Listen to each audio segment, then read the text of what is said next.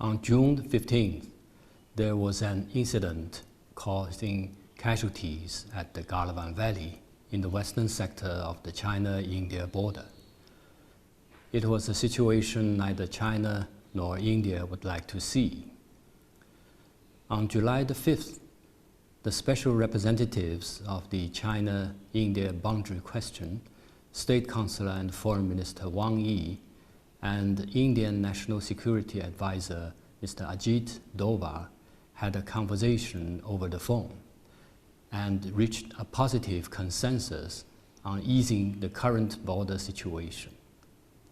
Currently, our frontline troops are disengaging on the ground in accordance with the consensus reached by the military corps commander talks. At the backdrop of what recently happened at the Galvan Valley, some quarters in India raise doubts about consensus reached by the leaders and have wrong perceptions of the direction of China-India relations. These have brought disruption to the bilateral relations. In this regard, I believe it is imperative for us to clarify some fundamental points. First, China and India should be partners rather than rivals.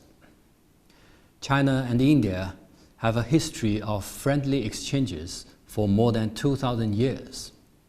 Friendly cooperation has dominated most of the time. For both China and India, achieving development and revitalization is the top priority where we share long-term strategic interests. Since the 1990s, China and India have reached an important consensus that the two countries pose no threat to each other. During the Wuhan Informal Summit in 2018, President Xi Jinping and Prime Minister Narendra Modi once again stressed that the two countries provide each other with development opportunities instead of posing threats, which the two sides should adhere to. This is the fundamental judgment on China-India relations, charting the course for the development of our bilateral relations. I have noticed some emerging opinions in recent days which repudiate the essence of China-India friendship due to the border-related incidents, make false assumptions about China's intentions, exaggerate conflicts and provoke confrontation and regard a close neighbor over thousands of years as enemies and strategic threats.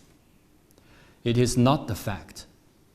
It is harmful indeed and not helpful. China and India have jointly advocated the 5 principles of peaceful coexistence and uphold independent foreign policies.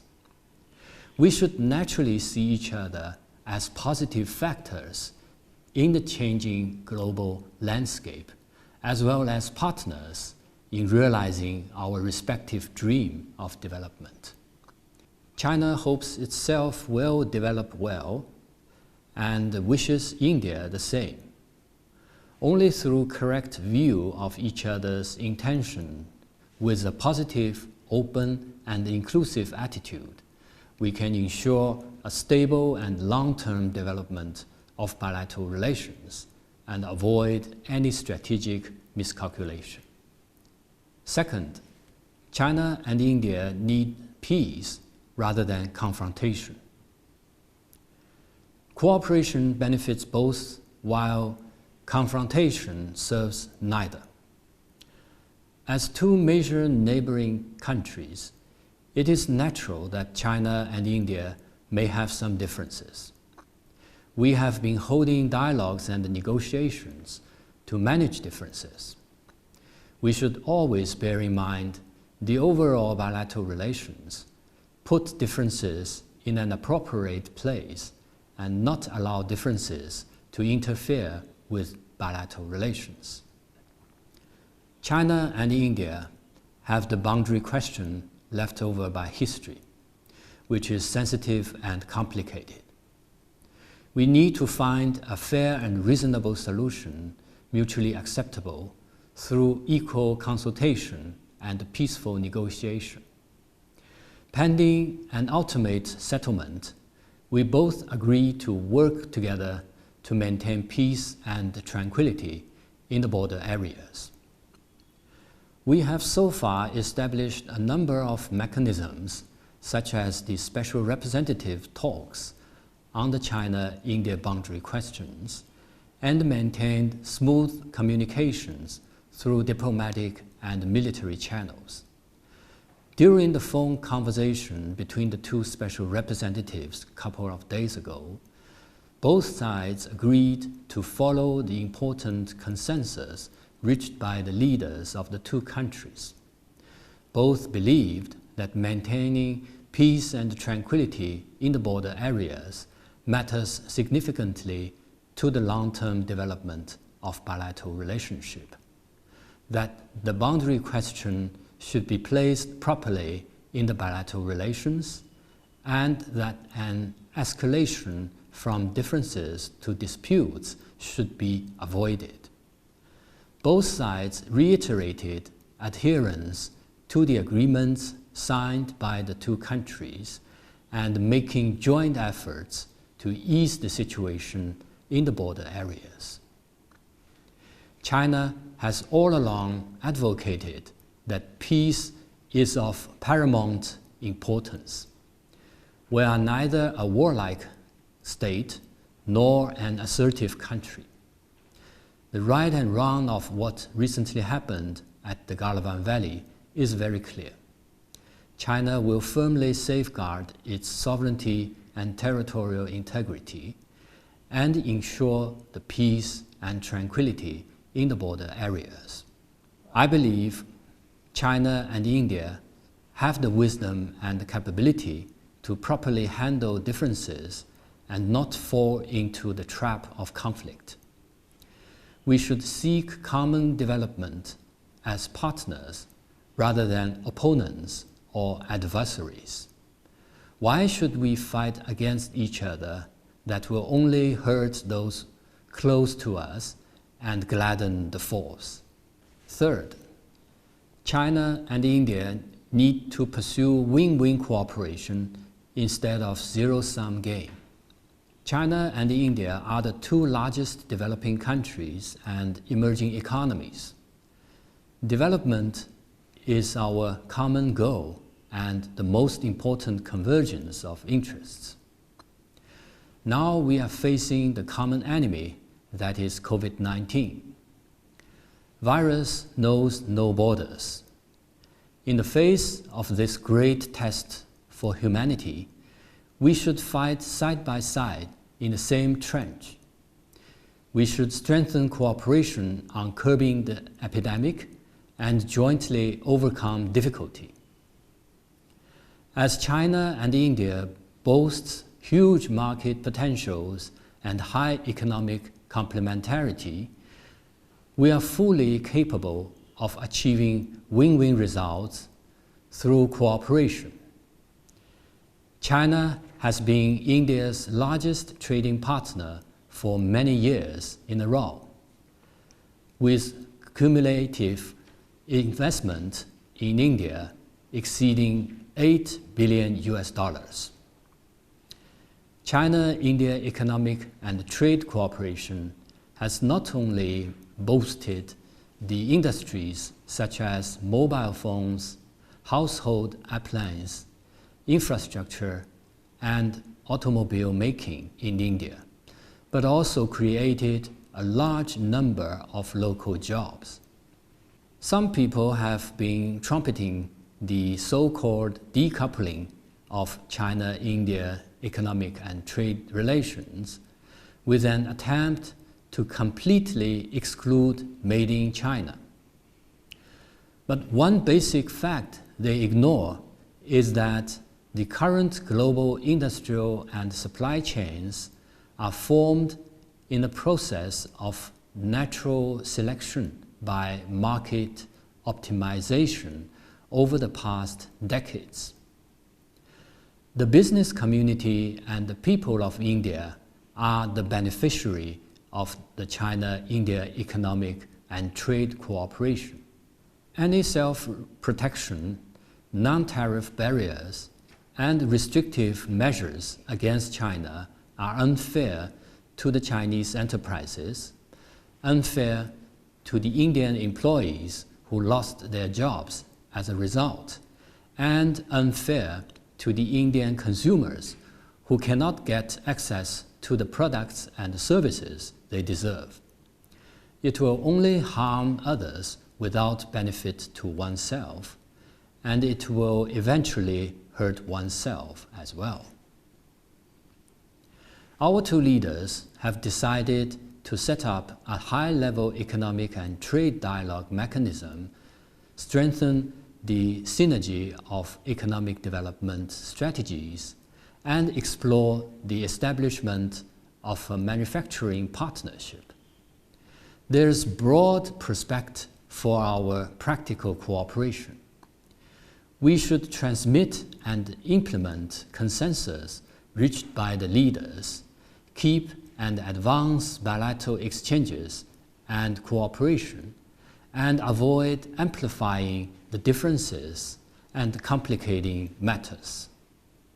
Only through openness and cooperation can we get out of the shadow of COVID-19 and find a way to revive economy at an early date.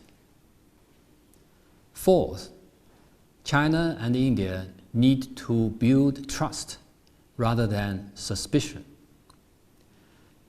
As President Xi Jinping pointed out, the key to China-India relationship is that mutual trust is the foundation for the stability and development of the bilateral relations.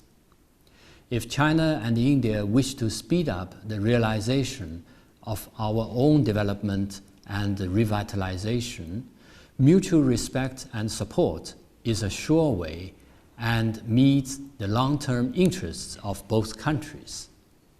Suspicion and friction is a wrong path and goes against the fundamental aspiration of the two peoples. To build mutual trust, we need mutual respect and treat each other as equals. We need to be open and inclusive. We need to respect and accommodate mutual core interests and major concerns, adhere to the principles of non-interference in each other's internal affairs. We need to seek convergence while putting aside differences and not impose one's will on the other. We should honor our commitment, walk the talk, and ensure implementation of the leaders' consensus in letter and in spirit. The two sides should conduct timely strategic communication, enhance mutual understanding and cooperation, manage differences through dialogue, and firmly grasp the direction of bilateral relations. During their telephone conversation, the two special representatives agreed to strengthen communication through the mechanism of the special representatives' talk, hold meetings of the working mechanism for consultation and coordination on China-India border affairs without interruption, consistently improve and strengthen confidence-building measures, and prevent more incidents that undermine peace and tranquility in the border areas. All these will strongly promote the strategic mutual trust between our two countries. Fifth, China-India relations should move forward rather than backward. This year marks the 70th anniversary of China-India diplomatic ties. The bilateral relations have withstood tests and made hard-won progress. With wisdom and painstaking efforts of generations, we should cherish what we have achieved today, rather than repudiate it. At backdrop of the current international landscape, China-India relations have gone far beyond the bilateral scope and have global strategic significance. As a Chinese saying goes, we have no fear of the clouds that may block our sides, as we are already at the top of the height. Now the China-India relations are facing a complex situation. We should take a broader and far-sighted view, work together to overcome and turn it around as soon as possible. We should meet each other halfway, expand positive dimensions of cooperation, narrow down negative factors, and refrain from doing harm to mutual trust and cooperation. In face of the epidemic, we may explore new ways and channels to promote communication and understanding between the two peoples to create a favorable atmosphere for the 70th anniversary of our diplomatic ties. The media outlets of our two countries should also make their efforts in an objective, rational, and responsible manner, avoid inciting antagonism in an effort to contribute positive energy to the steady and sound development of China-India relations. It is even more important to firmly grasp the consensus reached by our two leaders when the bilateral relations are overshadowed. I believe as long as we follow the guidance of our leaders, implement the consensus reached by the special representatives, focus on friendship and cooperation, diffuse suspicion and misgivings, and properly handle differences and sensitive issues, we will be able to address challenges we are facing and bring the bilateral relations back on the right track for a sound and steady development. Thank you.